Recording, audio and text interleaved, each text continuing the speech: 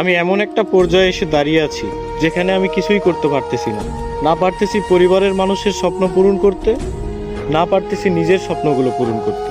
আসলে একদম জীবনটা আমার থমকে গেছে। আমি কিছুই করতে পারতেছি না। কি হচ্ছে আমার জীবনের সাথে, কেন হচ্ছে, এই হিসাবগুলো আমি মিলাতে পারতেছি না।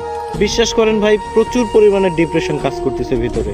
আমি অনেক ডিপ্রেশনের মধ্যে আছি। আমার জীবনের সাথে কেন এগুলো হচ্ছে আমি নিজেও জানি না।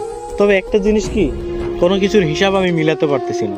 একটা সময় ডিপ্রেশন কি জিনিস জানতাম না, এখন জানতেছি। তবে একটা কথা মাথায় রাখবেন, ডিপ্রেশন বিভিন্ন ধরনের হয়।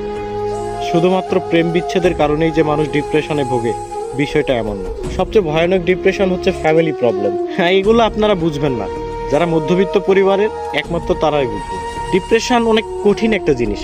এখান থেকে সহজে কেউ বের হতে পারে না, কেউ ডিপ্রেশন কাটিয়ে উঠতে পারে না। তবে আলহামদুলিল্লাহ, ধৈর্য ধরে আছি, ভালো কোনো একদিন আসবে।